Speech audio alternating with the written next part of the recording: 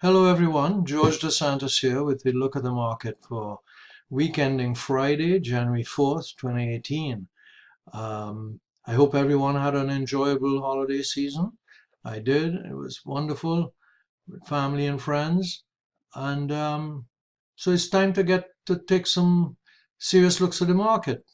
Let's bring up the disclaimer as we usually do. It simply reminds you that I'm not about to give anyone professional advice because I couldn't possibly do so even if I were a professional investment advisor because I'm not familiar with your financial situation. I'm just a psychologist who makes money trading the market for himself. And I share these charts with those who might want to take a look. So let's begin by looking at the weekly chart of the S&P 500 as we usually do. So here's a weekly chart of the S&P 500. I think what we'll do first of all is take a look at the bearish indications on this chart, and then we'll turn to whatever bullish indications there might be, and there may be a few.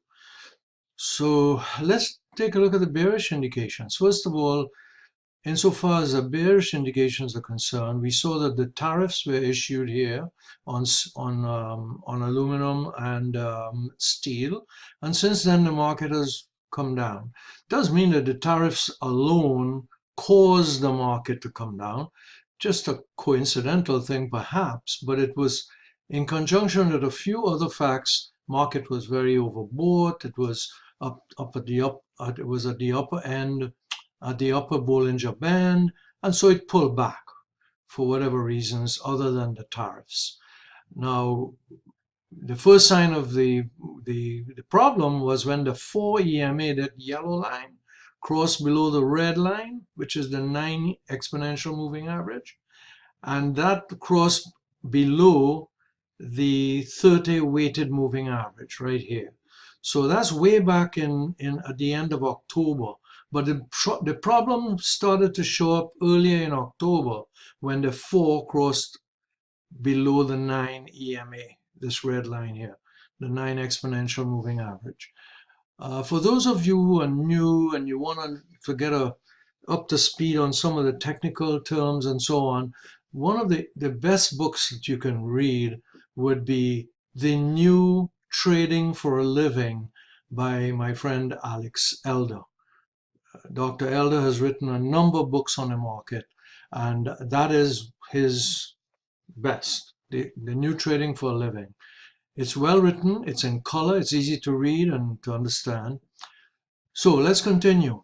The 4 crossed below the 9, 9 below 30. We started to get a waterfall or cascade here of prices. Now we ended up hitting this 200-day moving average, well, in this case will be 200 weeks, a 200 period moving average, exponential moving average. And so it seemed to have found support here. It just hit it and bounced right off of it, okay? Now, this was 2 weeks ago. Last week, we had this other candle here, or price bar, and so we had a nice move for the last couple of weeks in the market. We're still underwater, so to speak, because as we'll see later on in some of the daily charts and so on, we are sitting right now at the 4 exponential moving average. The 4 exponential moving average hasn't crossed above the 30, the 9 rather, and it has way below the 30. So we can't get too enthusiastic here about this move. So far, it's a wonderful thing to see, but we're still not out of the woods. We are still in a bearish market, in a downtrend, with these moving averages below each other. Now, if you look at the Fibonacci retracements that we've looked at again and again for the last few weeks, you'll see that the 50% retracement is this line here. So we just about found support, or we seem to be finding support at the 50% Fibonacci retracement level. We're going to have resistance at this level up here. The first level is 25.45. That's where that 4 EMAs, and it's also the 30 on the daily chart, the 9 on the daily chart. Now here's the 9 on the weekly chart is 25, about 2600. So we're going to have resistance here. It is my guess that this market is going to pull back to test this low. It's not going to continue to go straight up. That's my guess. I've been around doing this thing for over 35 years, and markets don't simply take off and in a V and go straight up like that. It's very unusual. So look for a test of this low sometime next week or the week after. That's the bearish indication. Or we have some more bearish indications here if you wish. The Williams percent R, the 30 period Williams percent R is still below 50%, and I like to see it. I'm not going to get too bullish unless I see it above 50. And then also the sum of the rate of change indicator still remains below 4%. And the RSI 12 is looking a little more bullish here, but it hasn't quite crossed above the 40% line. So those are the bearish indications. The only bullish indication here really that I could see is that MACD last week trended up a little. So this, in summary, we're still in a bear market. Thank God for a nice day on Friday, which, my portfolio was thankful for, and I hope that yours too. So let's take a look at the daily chart. So here's a daily chart of the S&P 500. We'll take a quick look at it. We've had this correction here, and now we seem to be finding support at the 50% Fibonacci retracement level. Retracement from the February low to this high here, and so to the November high, I think it is. Now what we have here is a nice bullish candle that occurred way back here, not last week, the week before. I think that was Thursday and Friday, and since then we've had these 5 candles here pretty much in a line, in a trading range. But on Friday, we got this nice green bar, this very bullish bar, where the market opened here and closed here. Now, we have the 4 just about sitting on the 9 EMA, and that's a good sign, because for this market to go higher, or when it goes higher, we'll see the 4 EMA crossing above the 9 and the 9 above the 30. Now, the 30 is sitting right at this level here, which I believe is 25.45. We need to break above that. This is the first line of resistance, I think. And if we break that level, we come to this level of resistance, which is about 2600. Okay, and that's about a little over 2600. This magenta line is the 50-day moving average. So you can see that there are these resistance levels just overhead, and that's why it's called overhead resistance. And on the positive side of things, price began to move up, as well as MACD histogram. So MACD histogram is now in bullish territory above the 0 line.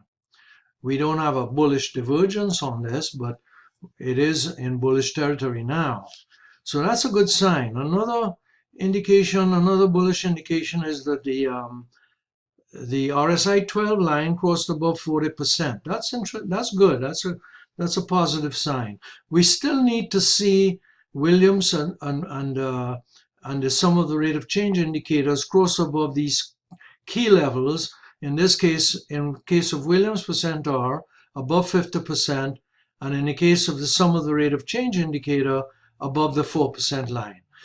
So we still have a bear market.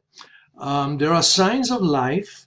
We're seeing some bullish indications here, and we should pay attention to the fact that there is a lot of overhead resistance.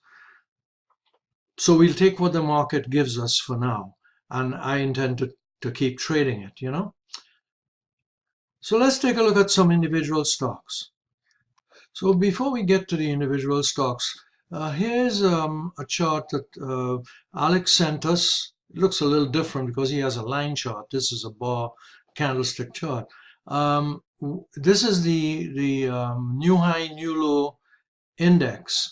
And what Alex pointed out was from his research is that we need to get above this minus 4,000 level here of the number of new highs minus new lows. We were in the hole all the way down here to like 10,000. So now we need to get above 4,000. We did that last week. So that's a bullish indication.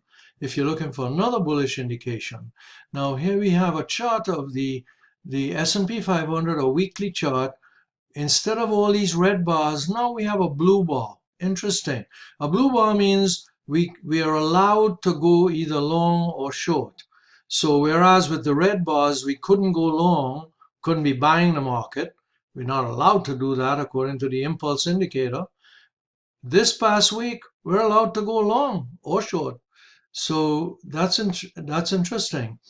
From the point of view of the daily chart, let's look at the daily chart. You'll see that we now have a green bar. So we now have a green bar where we're allowed to buy on the daily chart. So things are looking a little better here, but we still have a ways to go. Here's a daily chart of Apple. We're going to look at some individual stocks. Have a couple of minutes left. And Apple, of course, we all know Apple dropped significantly here, but then it rallied a little bit on Friday. So this was the big drop on Thursday after Cook's announcement about problems in China. I still think we can see this bullish divergence here. So I still think that Apple looks like a buy here. Here's Workday. As you know, I love this one. I own it. And so we have a nice looking chart here. We have some support at the 50-day line, 50-day moving average. And now we have very nice move, 6% on Friday. Here's another one that I own, Etsy. You can see that it found some support close to the 200-day line, and it's been trending up ever since. On Friday, it also had a good day. It was up almost 8%. I bought Procter & Gamble some time ago. You can see that it's been in a trading range here, but Friday it also had a nice day, up 2%. So I still like that one. Here's Salesforce, and you can see it has a very similar chart pattern. And of course, another one with a big day on Friday, up about 6%, almost 6%. These other indicators are looking pretty strong here too. But the stock that stole the day, Netflix, up $26.37, close to 10% on Friday. Well, we called it, didn't we? Last week we saw this 2 consecutive bullish divergences, and I said enough about that last week. So this was a nice move here. We were rewarded for that. Another stock I own is Intel.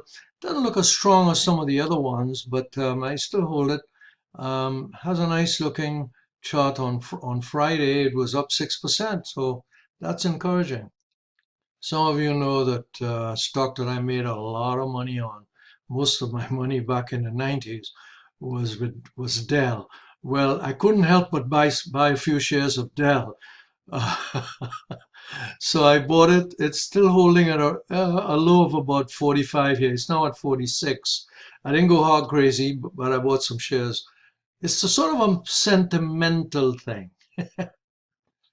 Here's one I bought recently. The symbol is TEAM. It's Atlassian Corporation. I believe it's an Australian company, software applications. It's been doing pretty well. And so I bought that. I have some shares of that. Here's Tesla. I don't own it right now, but I like this stock very, very much. As you know, I traded it back in 2013 twice, made some money with it. And I think it's going to do well again once they meet their production quota. Here's a new one. I like it because of this nice bullish divergence of MACD, and it's starting to trend up. This is United Rentals. So we're out of time, but usually when the market closes higher than it opens on a Friday, Monday is a good day. Let's hope that holds true.